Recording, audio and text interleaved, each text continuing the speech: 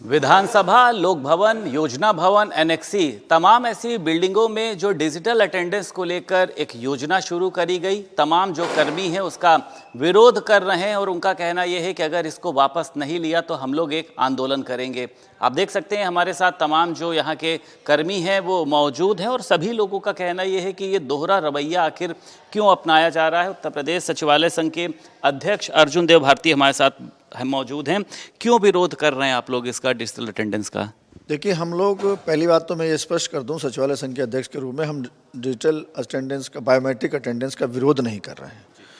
Biometric attendance जिस तरह से लागू की जा रही है व्यवस्था, हम उसका विरोध कर रहे हैं और इसमें जो व्यवहारिक कठिनाइयाँ हैं हम उसको निराकरण जो करने की मंशा है सरकार की, निराकरण ना करने की जो मंशा है उसका विरोध कर रहे हैं।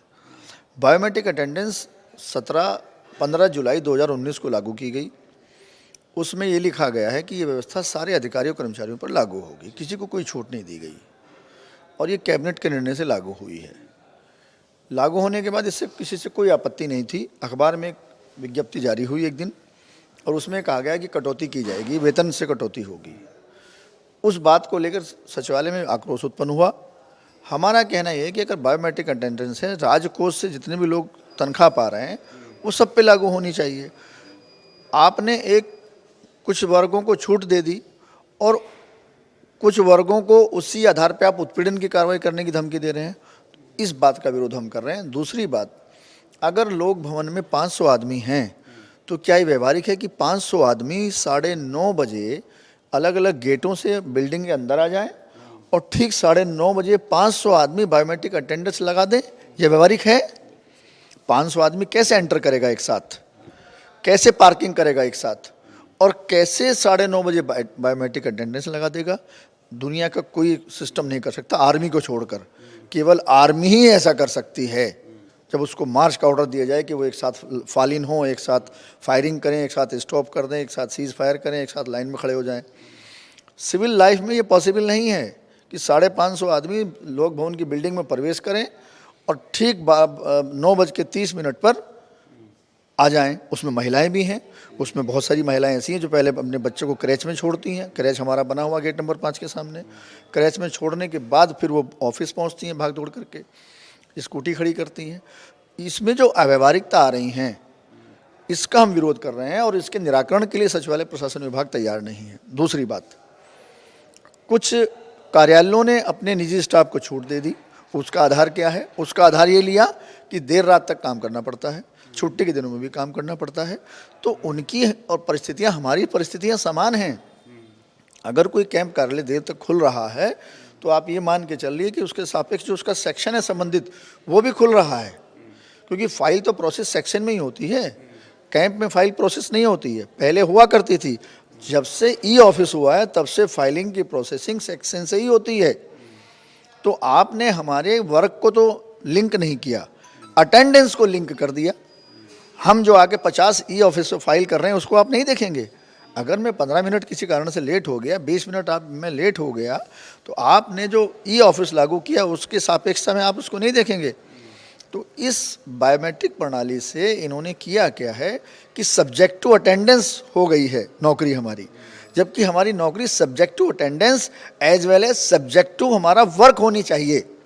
सचिवालय मैनुअल में 7.5 PUC का मानक है। तो एक अंडर सेक्रेटरी अगर एक सेक्शन देख रहा है, 5 समीक्षा अधिकारी हैं, तो उसके हिसाब से आप करिए ना।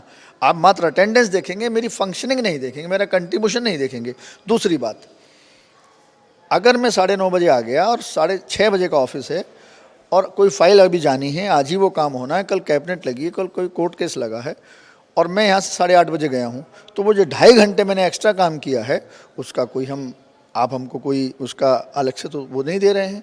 ना यहाँ उस तरह की सुविधा है कि यहाँ लोगों को ओवर टाइम मिलता हो, ना हमारी कभी डिमांड रही है। वो जो 2.5 घंटा, 1 घंटा, 2 घंटा हम काम करते हैं उसको तो कैलकुलेट करिए। जब आप पूरे हफ्ते की हमारी 42.5 घंटे की सेवाएं 5 दिन की कैलकुलेट कर रहे हैं तो वो पीरियड उसमें कहाँ शामिल किया आपने?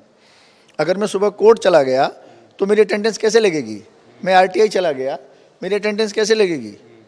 मैं आयोग चला गया, मेरी अटेंडेंस कैसे लगेगी? तो ये जो व्यवहारिक दिक्कतें हैं इनको SED नहीं समझ रहा है, इसलिए हमारा विरोध है। हमारे साथ एक महिला कर्मी भी मौजूद है। ये बताइए, आप कितने बजे तक यहाँ पर काम करती हैं शाम को?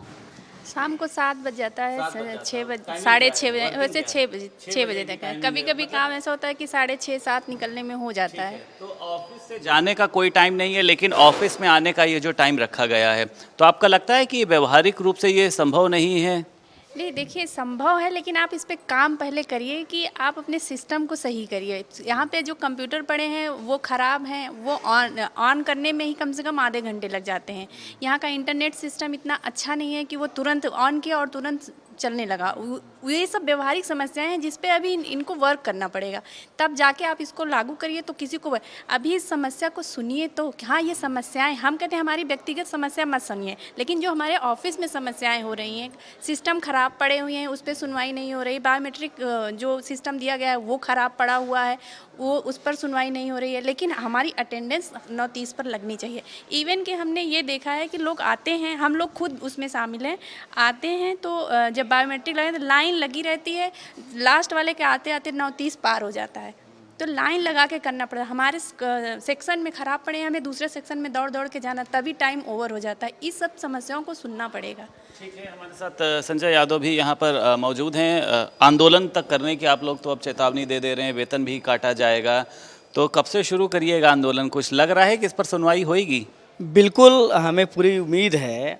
और ये जो कल सांकेतिक आम सभा बुलाई गई थी, ये सांकेतिक आम सभा बता रही है, वो भारी भीड़ जो वहाँ बास्केटबॉल ग्राउंड में इकट्ठा हुई, तो ये बता रही कि सचिवालय की जो कार्य पद्धति है उसको सचिवालय प्रशासन को समझना पड़ेगा, और यहाँ की व्यवहारिक कठिनाइयाँ हैं, तकनीकी जो व्यवस्था है, इसको दुरुस्त करना पड़ेगा।